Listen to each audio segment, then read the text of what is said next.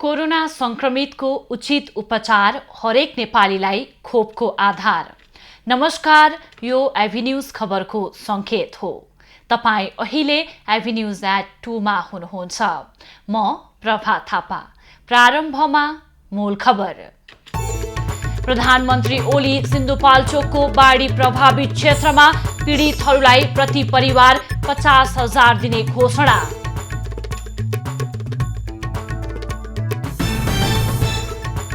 प्रधानमन्त्री कृषि आधुनिकीकरण कार्यक्रमको अनुदान रकम दुरुपयोग। पहुँचवालाले प्राथमिकता पाउँदा सक्कली किसानलाई मर्का। कैलालीका वादी समुदायलाई 2 छाक टार्न नै समस्या। खर्चको अभावमा रोक लुकाएर बस्न बाध्य।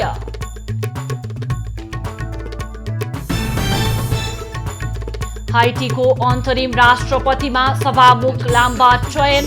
सैनिक सहायताका लागि राष्ट्रसङ्घ र अमेरिकालाई आग्रह।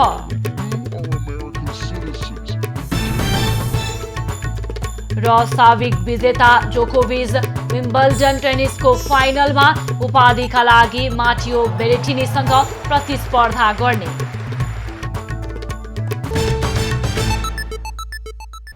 अब खबरको सिलसिला प्रारम्भ गरौं। प्रधानमन्त्री ओली सिन्धुपाल्चोकमा सम्बन्धी प्रसङ्गबाट। प्रधानमन्त्री केपी ओली आज सिन्धुपाल्चोकको बाढी पहिरो प्रभावित क्षेत्र हेलम्बु र मेलम्चीको निरीक्षणका लागि गएका छन्। प्रधानमन्त्री ओली हेलिकप्टरबाट हेलम्बु पुगेका छन्। हेलम्बुको निरीक्षणपछि उनी मेलम्ची पुग्ने कार्यक्रम छ। प्रधानमन्त्री ओली मेलम्ची घ्याङमा स्थानीय तहका जनप्रतिनिधि र स्थानीयवासीसँग छलफलपछि गणेश बगर जाने कार्यक्रम तय भएको छ। प्रधानमन्त्री ओलीले मेलम्ची बाढी पीडित प्रति परिवार 50,000 राहत दिने घोषणा गरेका छन्। हेलम्बु गाउँपालिका स्थित गणेश बजारमा आयोजित कार्यक्रममा बाढीबाट क्षति पुगेका 366 घर परिवारलाई सरकारले प्रति परिवार 50,000 दिने बताएका हुन्। उनले निर्माणका लागि हिमाली भेगमा 5 लाख, पहाडी भेगमा 4 लाख र तराई भेगमा 3 लाख उपलब्ध गराइरहेको पनि बताए।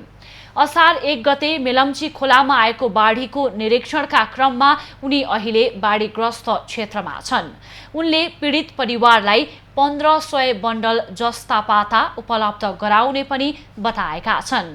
प्रधानमन्त्री ओलीले बाढीले भत्काएको पुल, विद्यालय सरकारले बनाउने बताए।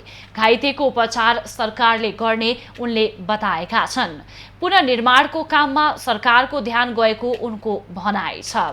उनले मेलम्ची खानेपानी आयोजनाको मुख्य सुरुङको हवाई निरीक्षण पनि गर्ने कार्यक्रम रहेको छ। प्रधानमन्त्रीका साथमा भौतिक पूर्वाधार तथा यातायात मन्त्री बसन्त कुमार नेमवाङ, पूर्व मन्त्री शेरबहादुर तामाङ लगायत रहेका छन्। मनसुन सुरु भएसँगै यही असार 1 गतेको अविरल वर्षाका कारण सो क्षेत्रमा बाढी पहिरोबाट जनधनको क्षति भएको थियो। नेकपा एमालेको विवाद समाधानका लागि गठन भएको कार्यदलको बैठक आज पनि बस्दैछ। 10 दिनदेखि लगातार छलफलमा रहेको नेकपा एमालेको कार्यदलले विवाद समाधानका लागि सहमति नजिक पुगेको दावी गरेको छ। कार्यदलले आजै विवाद समाधानको दस्तावेजमा हस्ताक्षर गरेर सार्वजनिक गर्ने पनि जनाएको छ। पार्टी विभाजनको सम्भावित सङ्कट टार्न एमालेका दोस्रो तहका नेताहरू सम्मिलित 10 सदस्यीय कार्यदलले माओवादी केन्द्रसँग एकता हुनुअघिका संरचना क्रियाशील गराउने लगायतका विषयमा सहमतिको मस्यौदा तयार गरेको जनाएको छ।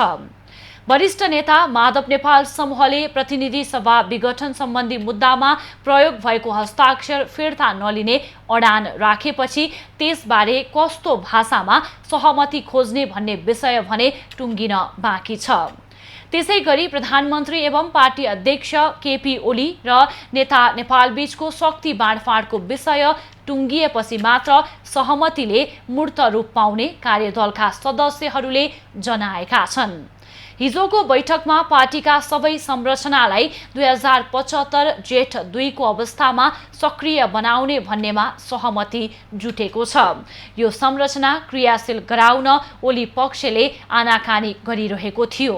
यस्तै माओवादीसँगको एकतापूर्वको 241 सदस्यीय केन्द्रीय कमिटीलाई मान्न दुवै पक्ष तयार भएका छन्।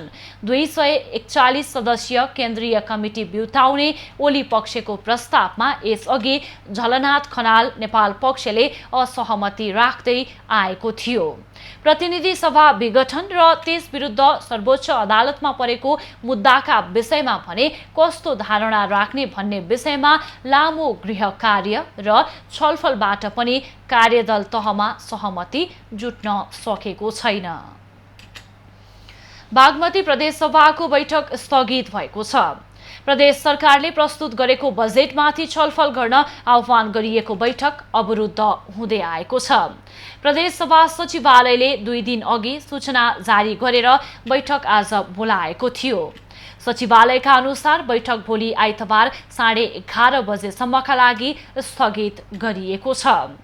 आर्थिक वर्ष 2078-79 का लागि प्रदेश सरकारले प्रस्तुत गरेको बजेटमा विद्युतीय बस सरकारले खरिद गरेर सञ्चालन गर्ने, सरकारले नै सञ्चार माध्यम सञ्चालन गर्ने लगायतका विषयमा असहमति जनाउँदै विपक्षीहरूले प्रदेश सभा बैठक अवरुद्ध गर्दै आएका छन्।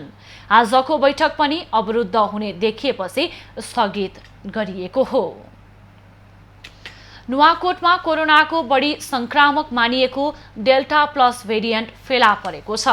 जिल्ला अस्पताल त्रिशुलीबाट पठाइएका 4 नमुना स्वाब मध्ये 1 जनामा डेल्टा प्लस भेरिएन्ट देखिएको हो। त्रिशुली अस्पतालले विज्ञप्ति जारी गर्दै राष्ट्रिय जनस्वास्थ्य प्रयोगशाला काठमाडौँ मार्फत अन्तर्राष्ट्रिय प्रयोगशालामा परीक्षण गर्न पठाएका मध्ये 1 नमुनामा डेल्टा प्लस भेरिएन्ट भेटिएको जनाएको छ। अस्पतालको पीसीआर प्रयोगशालामा पीसीआर पोजिटिभ देखिएका 4 वटा स्वाबका नमुनाहरू राष्ट्रिय जनस्वास्थ्य प्रयोगशाला काठमाडौँ मार्फत अन्तर्राष्ट्रिय प्रयोगशालामा जीन सिक्वेन्सिङ गर्न पठाइएको थियो। राष्ट्रिय जनस्वास्थ्य प्रयोगशाला काठमाडौँमा पठाएका थियौँ। त्यहाँबाट त्यो 10 वटा मध्ये 4 वटालाई अन्तर्राष्ट्रिय प्रयोगशालामा पठाइयो र त्यसको रिपोर्ट हामीले आज प्राप्त भएको छ। त्यो 3टामा 2टा कोरोना भाइरसको डेल्टा भेरिएन्ट, 3टा कोरोना भाइरसको डेल्टा भेरिएन्ट थियो भने एउटा डेल्टा प्लस भेरिएन्ट आएको छ। अब कोरोनाको पहिलो जुन लहर थियो त्यो कोरोनाको अल्फा भेरिएन्ट थियो। दोस्रो लहर डेल्टा भेरिएन्ट भनिन्छ भने तेस्रो लहर चाहिँ डेल्टा प्लस भेरिएन्टले आउन सक्छ, ट्रिगरिङ चाहिँ यही हो भनेर विभिन्न अनुसन्धानले विज्ञहरूले भनेको अवस्थामा नुवाकोटमा आज पहिलोचोटि डेल्टा प्लस भेरिएन्ट आएको प्रमाणित भएको छ। डेल्टा प्लस भेरिएन्ट पहिलेको भेरिएन्ट भन्दा 60 देखि 100% बढी संक्रामक रहेकाले स्वास्थ्य सावधानी अपनाउन अस्पतालले आग्रह गरेका छन्। पछिल्लो तथ्याङ्क अनुसार हाल जिल्लामा सक्रिय कोरोना संक्रमितको संख्या 502 रहेको छ। जिल्लामा पीसीआर परीक्षण गरिएका मध्ये 5807 जना संक्रमित भेटिएकोमा 5305 जना निको भइसकेका छन्। हालसम्म कोरोनाको दोस्रो लहरबाट मृत्यु हुनेको संख्या 36 पुगेको छ।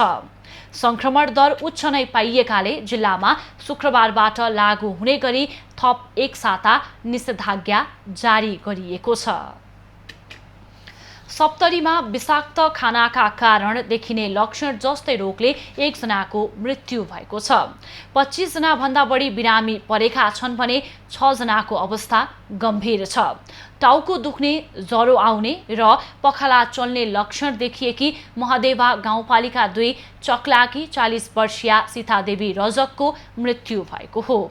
उनलाई टाउको दुख्ने, ज्वरो आउने र पखाला लाग्ने समस्या भएपछि उपचारका लागि गजेन्द्र नारायण सिंह अस्पताल राजविराजमा भर्ना गरिएको थियो।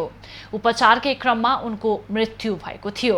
विषाक्त खानाका कारण पखाला लागेको हुन सक्ने अनुमान अस्पतालले गरेको छ। तर बिरामीहरूलाई ज्वरो समेत आएकाले अन्य केही रोग हो कि भन्ने अनुसन्धान भइरहेको छ। फुड पोइजनिङ हो र हामीले उहाँले जुन घरमा खाना खायो र लेबरको काम गर्दा या खेतमा काम गर्न जाँदाखेरि जुन जसकोमा खेतमा काम गर्न जाँदा त्यो नास्ताको रूपमा छोला चुरा दियो र छोला खाँदाखेरि त्यसबाट देखिएको छ 3जनासँग 3वटा घरमा गएर खाना खाएको रहेछ। त्यो छोला खाएको ठाउँहरूबाट जतिजना खाएको छ सबैजनामा यो डायरियाको केसहरू देखिएको छ। उस्तै लक्षण देखिएका परिवारका 3 जनालाई पनि उपचारका लागि अस्पतालमा भर्ना गरिएको थियो। उनीहरूको अवस्था चिन्ताजनक भएपछि थप उपचारका लागि धरान रिफर गरिएको छ। यस्तै महदेवा गाउँपालिका 2 चक्ला टोलसँगै जोडिएको तिलाठी कोइलाडी गाउँपालिका 8 तोपाको उत्तर टोलमा पनि यस्तै लक्षणका 21 जना बिरामी रहेका छन्। तिलाठी कोइलाडी 8 का विभिन्न परिवारका सदस्यहरूलाई पनि टाउको दुख्ने, बान्ता हुने, ज्वरो आउने र पखाला लाग्ने समस्या देखिएको छ। आज पनि देशका धेरै स्थानमा पानी पर्ने र केही स्थानमा ठूलो वर्षा हुने सम्भावना रहेको मौसम पूर्वानुमान महाशाखाले जनाएको छ। महाशाखाका अनुसार अहिले बिहान प्रदेश 1 बागमती, गण्डकी र सुदूरपश्चिम प्रदेशका केही स्थानमा हल्का वर्षा भइरहेको थियो। दिउँसो भने धेरै स्थानमा हल्कादेखि मध्यमसम्म वर्षा हुने सम्भावना छ। यस क्रममा प्रदेश 1 बागमती, गण्डकी र लुम्बिनी प्रदेशका 1 वा 2 स्थानमा मेघ गर्जन, चट्याङ सहित भारी वर्षाको सम्भावना पनि रहेको छ। साथै प्रदेश 1 बागमती र सुदूरपश्चिम प्रदेशका 1 वा 2 स्थानमा भने धेरै भारी वर्षाको पनि सम्भावना रहेको महाशाखाले जनाएको छ। यस्तै राति पनि धेरै स्थानमा हल्कादेखि मध्यमसम्म वर्षाको सम्भावना छ। यस क्रममा प्रदेश 1 बागमती, गण्डकी, लुम्बिनी र सुदूरपश्चिमका 1 वा 2 स्थानमा मेघ गर्जन र चट्याङ सहित भारी वर्षाको सम्भावना रहेको महाशाखाले जनाएको छ।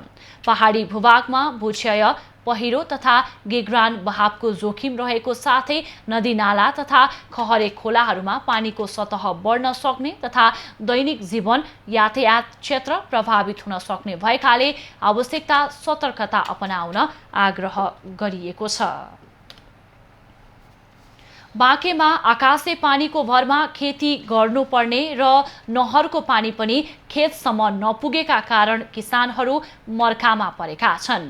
पोखरीबाट खेतमा पानी सिँचाइ गर्दा प्रति घण्टा 500 रुपैयाँ खर्च हुने हुँदा किसानहरू समस्यामा परेका हुन्।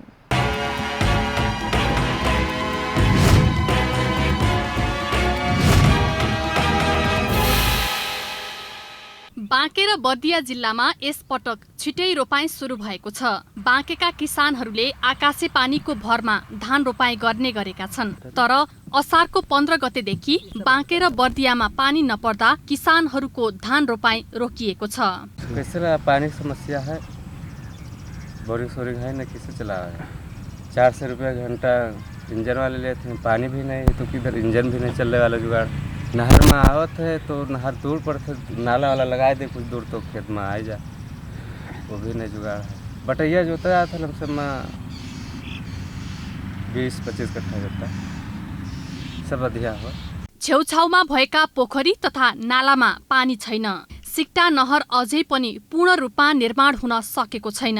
नहरको शाखा भए पनि खेतमा पानी लैजाने नाला नभएको कारणले नहरमा पानी हुँदाहुँदै पनि धान रोपाइँ गर्न नसकेको किसानहरूको दुखेसो छ। रोपिसकिएका धान पनि पानी अभावको कारण सुक्न थालेका छन्। समयमा धान रोपाइँ गर्न नसक्दा उत्पादन पनि कम हुने पिरलो किसानहरूमा छ भने रोपाइँ ढिलो हुँदा उत्पादन घट्ने चिन्ता पनि छ। सरकारले खेतीयोग्य जमिनमा सिंचाईको व्यवस्था मिलाउन चासो नदेखाएको स्थानीयले बताउँछन्। जैसे पानी नहीं चलाते तो खंती में से पानी चलावा जाता है, पानी चलाए के मोटर लगा के पानी चलाया जाता है, तब खेत बैठावा जाता है। उमा तो बहुत खर्चा होता है, घंटा के 400-500 रुपया घंटा के दिया जाता है। पानी पूरे तो ज़्यादा दिन हो गया, अब सब किसान तो परेशान है। अब नहर में पानी नहीं आवे तो कहाँ से सुविधा होगी। अब किसानी तो हो, खानालाई त गर्नुपर्छ, त्यही हो। अब यो नहर चले छ, अब त्यो नालासाला बनाइदिएपछि राम्रो हुन्थ्यो। कम्तीमा 1 लिटर पेट्रोल जान्छ, यो पेट्रोलवाला पम्पी सेट हो। नहरमा त पानी छोडिरहेछ, तर राम्रोसँग त्यो नालासाला यताउता बनाइदिएपछि पुग्थ्यो, सबैको खेतमा पुग्थ्यो पानी।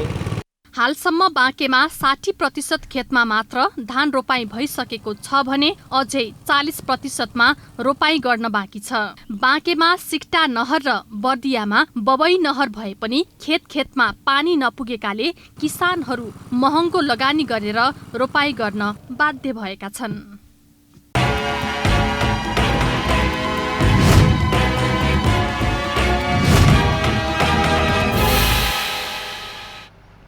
कैलालीको गोदावरी नगरपालिका वडा नम्बर 3 मा रहेका वादी समुदायले प्रदेश सरकारलाई घाँस बाँसको व्यवस्थापन गरिदिन आग्रह गरेका छन्।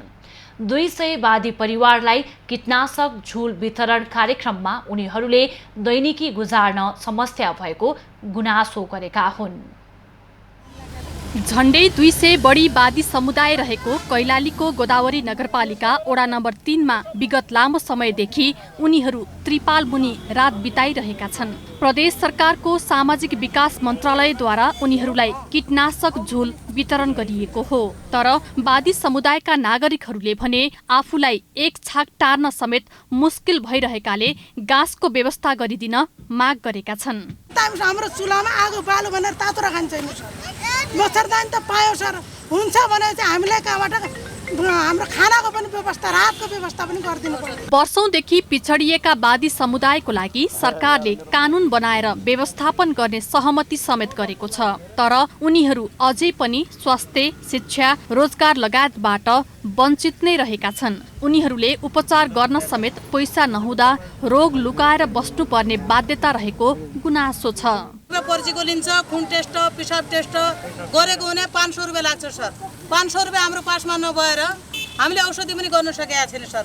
कसैलाई झाडा पखाला भएको छ, कसैलाई ज्वरो आइराखेको छ, कसै टाउको दुखेर भएको छ सर।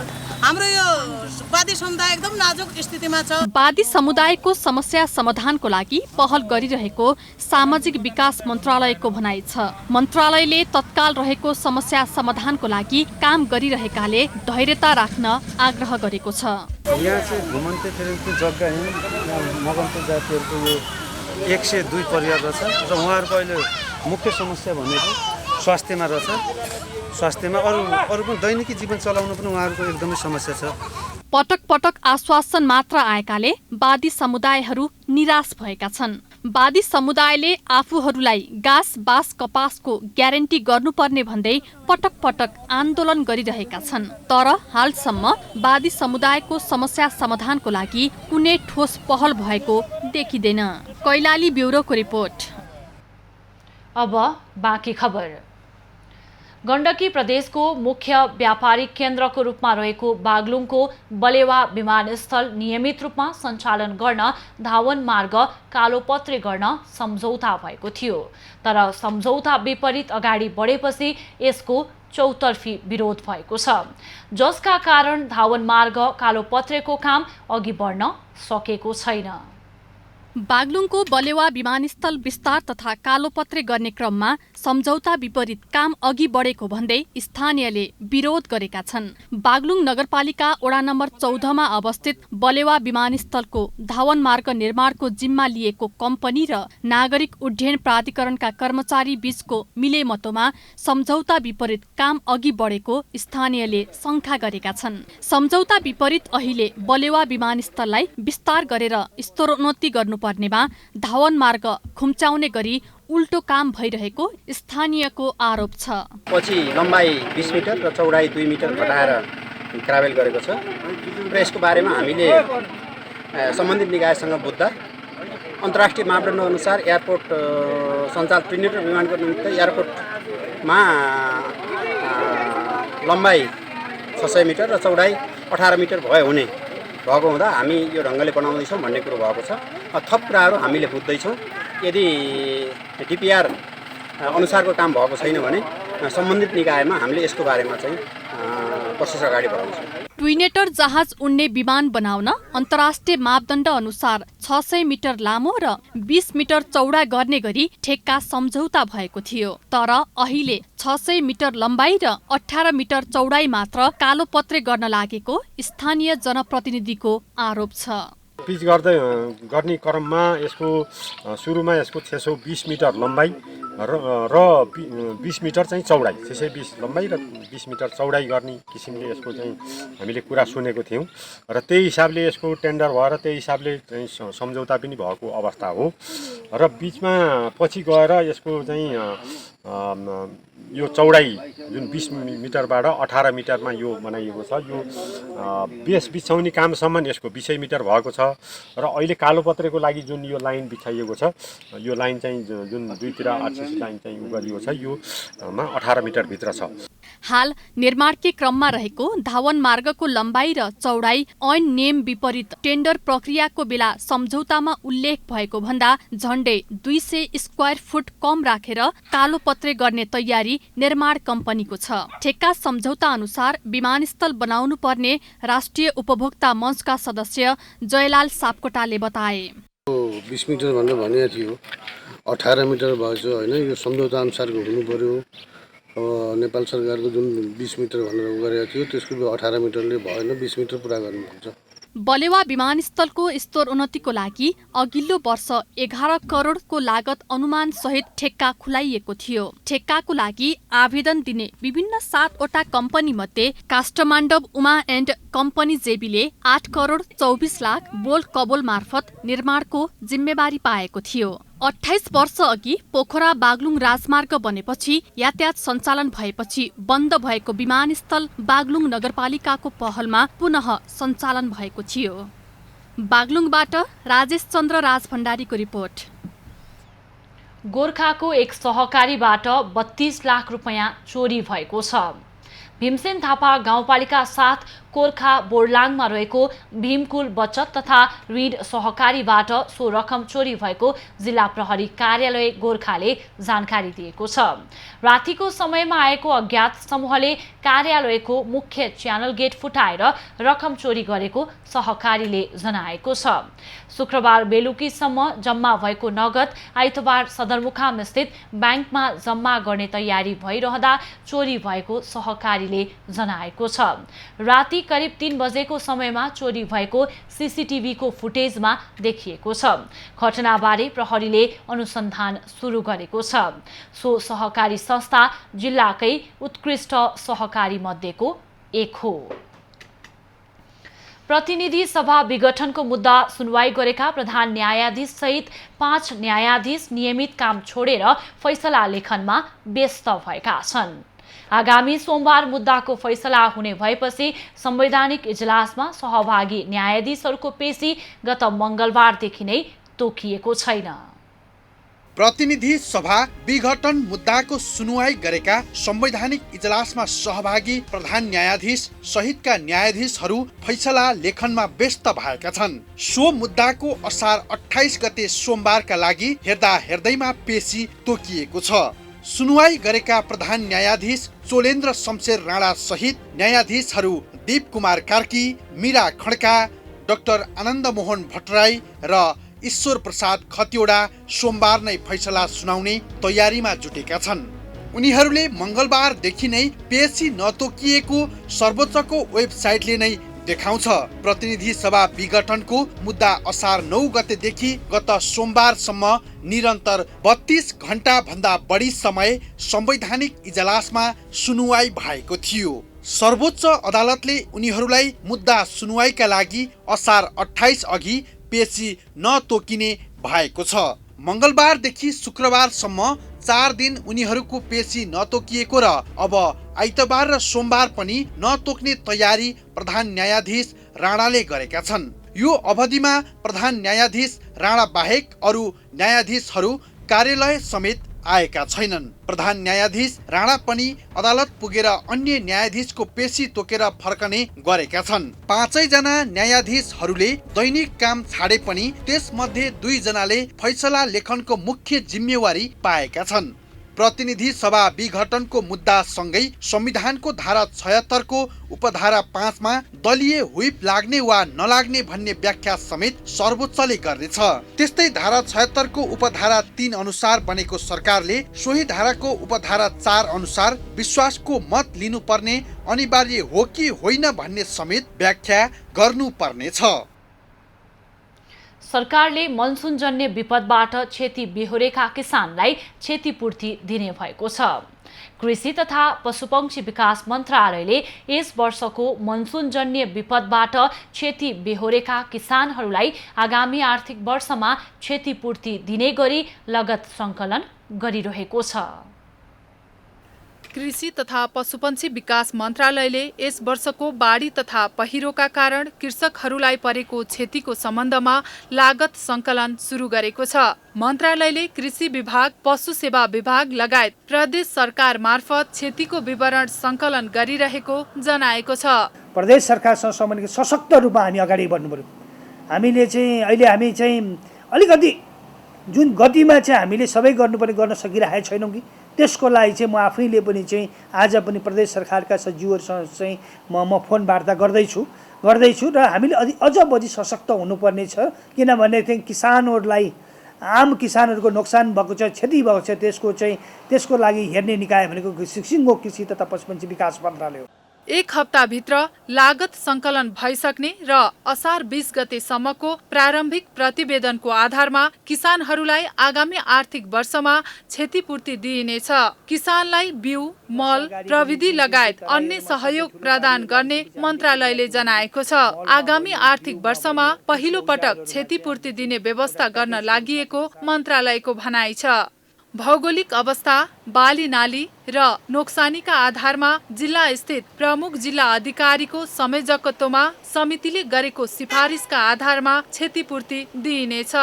नोक्सानी भएपछि बजेट खोज्न जान्थ्यौँ भने, रकमान्तर गर्थ्यौँ भने हामीले केही बजेट पनि एड्रेस गरेका छौँ। यो सुगत पक्ष हो सरकारले, र त्यसो हुनाले गर्दाखेरि चाहिँ हामी चाहिँ प्याकेजहरू बनाउँदाखेरि अर्थात् केमा सुविधाहरू दिने भन्ने कुरामा ट्रान्सप्यारेन्ट हुन्छ र हामीले एकरस कन्ट्री एकै किसिमको नहुन सक्छ। भौगोलिक बनोटको आधारमा, बालीको आधारमा, नोक्सानीको आधारमा र गाउँ हामी चाहिँ डिस्ट्रिक्ट सिडिओ साहबको अध्यक्षतामा चाहिँ जिल्ला दैवी प्रकोप समिति छ, त्यहाँको सिफारिसको आधारमा हामीले चाहिँ यसलाई अगाडि बढाउँछौँ।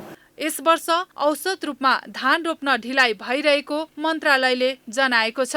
हालसम्म 56% धान रोपाई भएको तथा यस वर्ष 15 लाख हेक्टरमा 60 लाख मेट्रिक टन धान फलाउने लक्ष्य लिएको छ।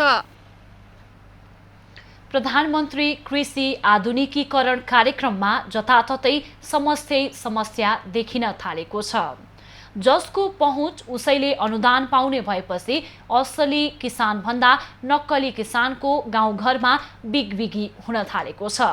यस्तै मोरङको पथरी शनिश्चर्य नगरपालिकामा राज्यले किसानका लागि ल्याएको कार्यक्रममा कार्यकर्ता र नक्कली किसानको हावी बढेको छ। मोरङको पथरी शनिश्चर्य नगरपालिका वडा नम्बर 10 मा रहेको अरुण बहुउद्देश्य सहकारी संस्थाले प्रधानमन्त्री कृषि आधुनिकीकरण परियोजना अन्तर्गत कृषकलाई बाँड्नु पर्ने 165 वटा उन्नत जातका बाख्राका पाठी आलटाल गरेर टारेको छ।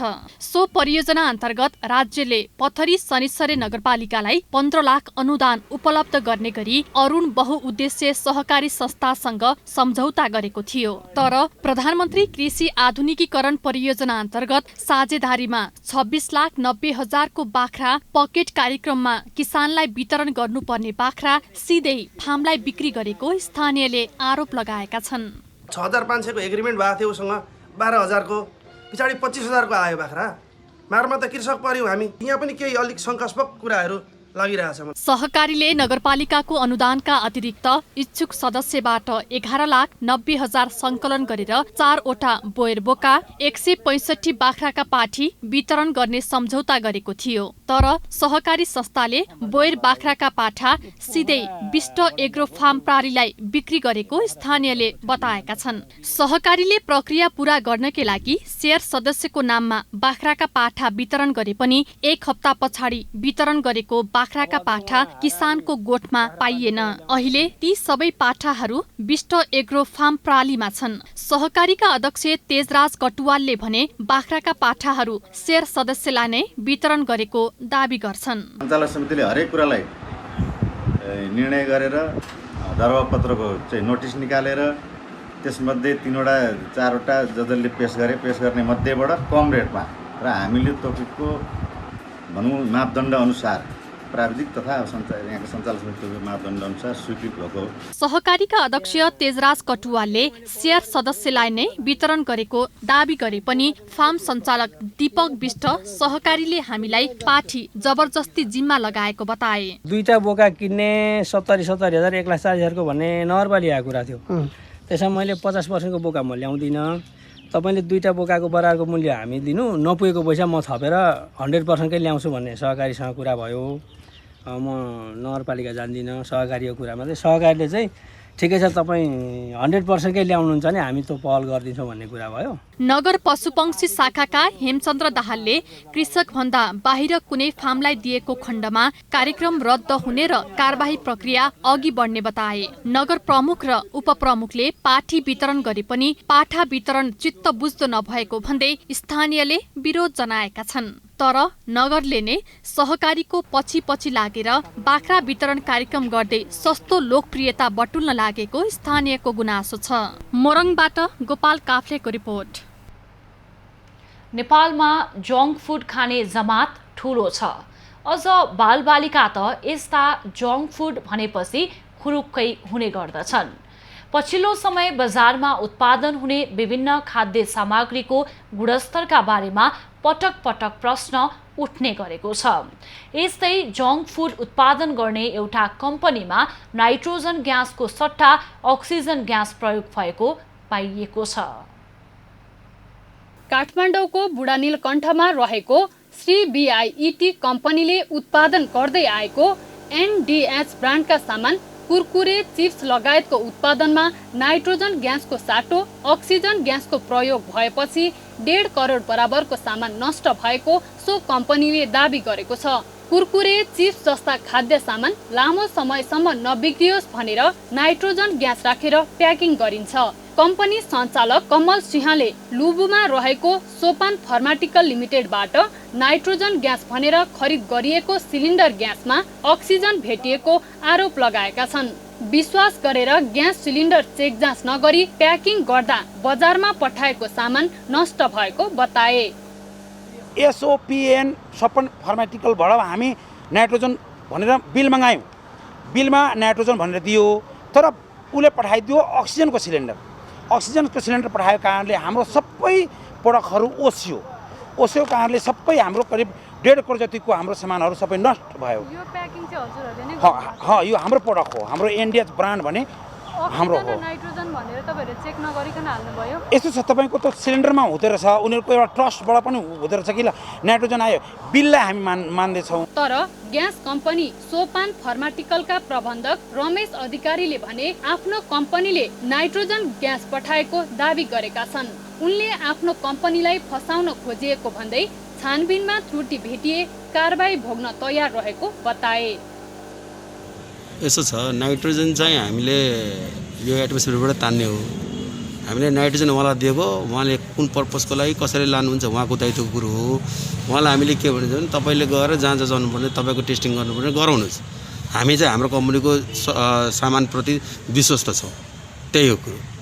जनस्वास्थ्यसँग प्रत्यक्ष खेलबाड गर्ने गुणस्तरहीन अखाद्य वस्तु उत्पादन तथा बिक्री गर्ने माथि कारबाही बिरलै हुने गरेको छ। हाल उक्त NDH ब्रान्डका सामग्री खाद्य प्रविधि तथा गुण नियन्त्रण विभागले अनुगमन थालेको छ। बजारमा भेटिने यस्ता प्रकारका खाद्य सामग्रीमा भइरहने अनियमित कार्य नियन्त्रण गर्न सरकारले अनुगमनलाई तीव्र बनाउनु पर्ने देखिएको छ। एफी न्यूज खबरका लागि सरोज पौडेलको साथ सृष्टि पराजुलीको रिपोर्ट। कुनै समय सूचना र सन्देशको वाहकको रूपमा स्थापित भएको हुलाक सेवाको महत्त्व अहिले कम हुँदै गएको छ। तर बाँकीमा भने हुलाक सेवाप्रतिको विश्वसनीयता अझ बढ्दै गएको छ। विकास र प्रविधिले मारेको फड्कोसँगै हुलाक सेवा पनि प्रविधि मैत्री बन्दै गएपछि हुलाकप्रति आम नागरिकको विश्वास जागेको हो। प्रविधिको पाइला पन्छाउँदै जिल्ला हुलाक कार्यालय बाँकेले पनि आफ्ना सेवाहरू विस्तार गर्दै गएको छ। जिल्ला हुलाक कार्यालय बाँकेले चिठीपत्र र पार्सलका सामानहरू आदान प्रदान गर्नेदेखि बचत बैंक समेतको सुविधा दिँदै आएको छ। इन्टरनेटको सुविधा भएसँगै चिठीपत्रदेखि पार्सलका सामानहरू पठाउने व्यक्तिले आफ्नो सामान कहाँ पुग्यो भनेर जानकारी लिन सक्ने सुविधा भएपछि हुलाक सेवाको विश्वसनीयता अझ बढ्दै गएको हो। हुलाक कार्यालयले विशेष गरी सूचना प्रविधिको क्षेत्रमा केबल टेलिभिजनको निरीक्षण, अनुगमन, नवीकरण, एफएम रेडियोको नवीकरण, पत्र पत्रिकाको लोक कल्याणकारी विज्ञापन प्रकाशन, प्रसारण गरे बापतको रकम भुक्तानीका लागि सहजीकरणदेखि सञ्चारकर्मीहरूको प्रेस पासको नवीकरण र कार्यालयको सूचना अधिकारी राखे नराखेको अनुगमन गर्ने गरेको छ। कार्यालयहरूको पनि सुधार, सेवा प्रवाहमा सुधार गरेर हुलाकले जुन गरिरहेको परम्परागत कामलाई चाहिँ नयाँ काममा रूपान्तरण गर्ने, सञ्चार क्रियाका नवीकरणदेखि लिएर अनुगमनका कुराहरू पनि हुलाकले गरिरहेको छ। बचत बैंकका काम गरिरहेको छ। यी इलाका हुलाकहरूलाई विस्तार गरेर क्रमशः बचत बैंकको सुविधा पनि इलाकामा दिने र सेवाग्राहीहरूलाई सहज पार्ने तरिकाले अहिले कामहरू भइरहेको छ। हुलाक कार्यालय बाँकेमा बचत बैंक समेत सञ्चालनमा छ। हुलाक बचत बैंकमा बाँकेका ग्रामीण भेगका झण्डै 2000 बचतकर्ताले 13 करोड बढी रकम बचत गरेका छन्। हुलाक बचत बैंकमा रकम बचत गर्ने ज्येष्ठ नागरिकलाई 7% र सर्वसाधारणलाई 6% ब्याज दिँदै आएको र ब्याजमा कर नलाग्ने हुलाक कार्यालय बाँकेले जनाएको छ। सर्वसाधारणलाई 6%, ज्येष्ठ नागरिकलाई 7% ब्याजको व्यवस्था छ। ब्याजमा कर नलाग्ने व्यवस्था छ। हुलाक बचत बैंकमा अहिले चाहिँ हाम्रो बाँकेमा 2000 को हाराहारीमा जुन चाहिँ बचतकर्ता हुनुहुन्छ भने 13 करोड बचत छ। त्यसबाट विशेष गरी ग्रामीण क्षेत्रका आम जनता जनसमुदायहरू लाभान्वित हुनुभएको छ।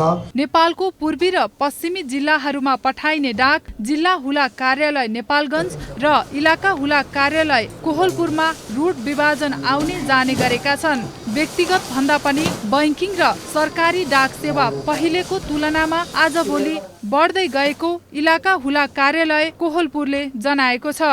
बाँके जिल्लामा 11 इलाका र 35 अतिरिक्त हुलाक कार्यालय छन्। जिल्ला हुलाक कार्यालय बाँकेले इलाका हुलाक कार्यालय सुधार गर्ने योजना अनुसार खजुरामा नयाँ भवन र कोहलपुर इलाका कार्यालय सुधार गरेको छ। बाँकेबाट दुर्गा रोकाएको रिपोर्ट। बागलुङमा बजार अनुगमनले तीव्रता पाएको छ। उपभोक्ताको स्वास्थ्यमा गम्भीर असर पुर्याउने अखाद्य र म्याद गुज्रिएका सामानको बिक्री हुने गरेको गुनासोसँगै अहिले बजार अनुगमनलाई निरन्तरता दिइएको छ। गाउँ गाउँमा बजार विस्तार भएसँगै बजारका पसलमा बिक्री वितरणको लागि राखिएका सामग्री चुस्त दुरुस्त भए नभएको अनुगमन गर्न राष्ट्रिय उपभोक्ता मञ्चको टोली बेला बेलामा पुगेपछि बजारमा केही सुधारका संकेत देखा पर्न थालेको छ। बागलुङ नगरपालिकाको 14 वटा ओडा मध्ये ओडा नम्बर 14 नारायण स्थान बलेवा बजार र ओडा नम्बर 13 को पैयुपाटा बजारका 12 वटा पसलहरू राष्ट्रिय उपभोक्ता मञ्च सहितको टोलीले अनुगमन गर्दा बजारमा म्याद गुज्रिएका खाद्य सामग्री, आम उपभोक्ताले सेवन गर्न नमिल्ने पेय पदार्थ फेला परेको राष्ट्रिय उपभोक्ता मञ्चका अध्यक्ष शैलेन्द्र कुमार श्रेष्ठले बताए। हाम्रो नगरपालिकाभित्र रहेका 14 वडामा रहेका व्यापारिक क्षेत्रमा त्यहाँको वस्तु चिनी अध्ययन गरेर त्यहाँ दिने सेवा सुविधा, खाद्य पदार्थ लगायत औषधि पदार्थ लगायत अन्य सामग्रीहरू के अवस्था छ र जनभोक्ताहरूले पर्याप्त मात्रामा सहज रूपमा पाएको छ छैन भन्ने कुरालाई लिएर आज हामी नगरपालिका कार्यालय 11, 12, 13, 14 मा हामी आएका छौँ। बजार अनुगमन गरेर व्यापार व्यवसाय गर्ने व्यापारी र उपभोक्तालाई सचेत गराउने अभियान भएको हुँदा यसतर्फ सबै सचेत हुन जरुरी रहेको घरेलु विकास समितिका प्रमुख गोमा शर्माले बताए। र अनुगमनको क्रममा विभिन्न पसलहरूमा म्याद गुज्रेको सामग्रीहरू भेटिएको र कतै दर्ता बिना नै पसलहरू सञ्चालन गरेको पाइयो र बिना दर्ता सञ्चालन भएका पसलहरूलाई 1 महिनाभित्र निश्चित प्रक्रिया पूरा गरेर दर्ता गर्नको लागि हामीले निर्देशन दियौँ भने म्याद गुज्रेका सामग्रीहरूलाई बिक्री कक्षभन्दा छुट्टै स्थानमा राखेर बिक्री नगर्नको लागि निर्देशन दियौँ। बेला बेलामा हुने बजार अनुगमनले अखाद्य वस्तु खरिद बिक्री गर्न नहुने सन्देश व्यापारी र उपभोक्तालाई मिलेकाले यसलाई निरन्तरता दिनुपर्ने स्थानीय जनप्रतिनिधिको भनाइ छ। उपभोक्ता मञ्चबाट जुन अनुगमन टोली आयो, यो अनुगमन टोलीले कोलकाताका विभिन्न पसलहरू, औषधि पसलहरू, मासु पसलहरूको अनुगमन गर्यो। यसले चाहिँ नि हरेक उपभोक्ताहरूलाई सतर्क र सजग बनाउन र पसलले व्यवसायीहरूलाई पनि एउटा डेट एक्सपायर भएको चिजहरू नराख्न अनि त्यस्तै गरेर विधि र प्रक्रिया पुर्याएर कानुनसम्मत तरिकाले व्यवसाय दर्ता गर्नलाई पनि यसले। जिल्लामा निषेधाज्ञा जारी भएको समयमा भेटिएका अखाद्य सामग्रीहरू नष्ट गर्न अनुगमन समितिले निर्देशन दिएको छ। पसल दर्ता नभएकालाई दर्ता गरेर मात्र चलाउन समितिले अनुरोध गरेको छ। सरकारले निषेधाज्ञा जारी गरेको समयमा प्रमुख व्यापारी केन्द्रमा म्याद गुज्रिएका अखाद्य सामग्री सानातिना पसल गर्ने व्यापारी कहाँ लगेर बिक्री गर्ने गरेको गुनासो समेत सुनिन थालेपछि स्थानीय जनप्रतिनिधिले गाउँमा प्रवेश गरेर गाडीमा व्यापार गर्ने व्यवसायीलाई कडी कडाउ गर्न निर्देशन दिएको छ। बागलुङबाट राजेश चन्द्र राजभण्डारीको रिपोर्ट। पछिल्लो समय सरकारले कृषि क्षेत्रमा लगानी बढाउँदै गएको छ। सरकारले लगानी बढाउँदै लगेपछि किसानहरूलाई धेरै कुरामा सहज हुन थालेको छ। तर बैतडीको पाटन नगरपालिकाका किसानहरूले भने यस्तो सहजता महसुस गर्न पाएका छैनन्। तरकारीको बिउ उत्पादनमा लागेका स्थानीय किसानहरूले बजारको अभावमा शास्ति भोग्नु परेको छ भने कतिपयले पेसा परिवर्तन गर्ने सोच बनाउन थालेका छन्। बैतडीको पाटन नगरपालिका 8, 9 र 10 का किसानहरूले केही वर्ष अघिदेखि तरकारीको बिउ उत्पादन थालेका थिए। तर अहिले बजारको अभाव र व्यवस्थापनको समस्याले उनीहरू पलायन हुने अवस्था आएको छ। जिल्लाभित्र बजार नपाउँदा डडेलधुरा गएर बेच्नु पर्ने र महिनौसम्म पैसा नउठ्ने गरेको उनीहरूको गुनासो छ। वर्षमा अब समग्र रूपमा 15 देखि 20 कुइन्टल जति मसिनो बिउ उत्पादन करिब 12-15 लाखको हुन्छ। अब त्यसको खासै बजार व्यवस्थापन छैन। बैतडीबाट त्यस्तो खासै त्यस्तो भएको छैन। डडेलधुरा ती एग्रोवेटहरूमा बेच्नुपर्ने अवस्था हुन्छ। घर घरमा क्विन्टलका हिसाबले विभिन्न तरकारीको बिउ उत्पादन गर्ने किसानहरू अहिले निराश बनेका छन्। यहाँका किसानहरूले केराउ, पालुङ्गो, रायो, धनिया लगायतका बिउ उत्पादन गर्दै आएका छन्। निकै मेहनत गरेर उत्पादन गरेको बिउको मूल्य नपाउँदा अन्य विकल्प खोज्नु पर्ने अवस्था आएको उनीहरूको भनाइ छ। राम्रो बजार छैन। यता बिउ 6 महिनासम्म कृषकहरूले यति दाइ नदाइ गरेर पनि खायो। अनि पानी सानी त पर्याप्त भए पनि अब हाम्रोमा त्यो छैन सर। बजारको अभाव छ हामीलाई। यता स्थानीय जनप्रतिनिधिहरूले भने सकेसम्म कृषकहरूको समस्यालाई सहजीकरण गरिरहेको दाबी गरेका छन्। कृषकहरू खेतसम्म सडकको पहुँच पुर्याइदिने विभिन्न उपकरण तथा अनुदान सहयोग गर्ने गरे पनि बजारीकरणको लागि आफूहरूलाई पनि धेरै अनुभव नभएको उनीहरूको भनाइ छ। कृषकहरूसँग गएर हातेमालो गर्ने, केही अनुदानका कुराहरू दिने र उनीहरूलाई प्रोत्साहन गर्ने, उनीहरूको मनोबल बढाइदिने, उनीहरूको कष्ट कम होस् भन्ने हिसाबले सडक सञ्जालसँग पनि उनीहरूको खेतबारी घर नजिक सडक सञ्जाल पुर्याइदिने र यसो गर्दाहरू कृषकहरू आकर्षित भएका छन्। बैतडी डडेलधुरा सडक छेउछाउको यो क्षेत्र तरकारी र बिउ उत्पादनको लागि नगरपालिकाको पकेट क्षेत्र हो। 100 क्विन्टल बिउ तथा तरकारी उत्पादन गर्न सक्ने क्षमता यहाँका किसानहरू राख्दछन्। बैतडीबाट लोकेश साउथको रिपोर्ट। अब पालो एभिन्यूज एट मौसमको।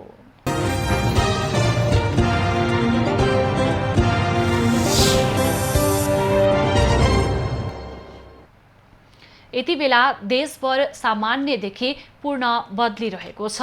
अपराह्नपछि प्रदेश 1, बागमती, गण्डकी र लुम्बिनी प्रदेशका 1-2 स्थानमा मेघ गर्जन र चट्याङसहित भारी वर्षाको सम्भावना रहेको छ भने प्रदेश 1, बागमती र सुदूरपश्चिम प्रदेशको 1-2 स्थानमा धेरै भारी वर्षाको पनि सम्भावना रहेको जल तथा मौसम पूर्वानुमान महाशाखाले जनाएको छ।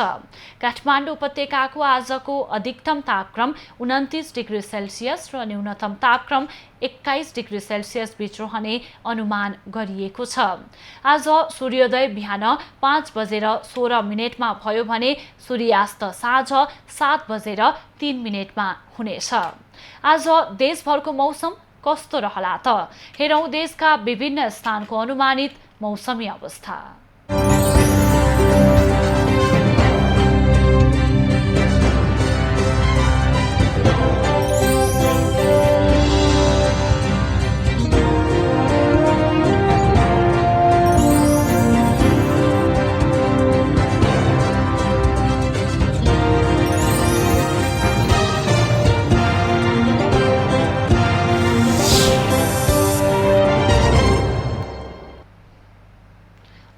आजलाई खबरको क्रम यति नै।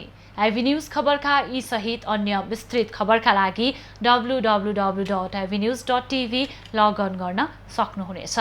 युट्युब, फेसबुक र ट्विटरमा पनि हामीलाई फलो गर्न सकिनेछ। खबरभित्रको खबरका लागि हेर्दै रहनुहोला आइभी न्यूज खबर। नमस्कार।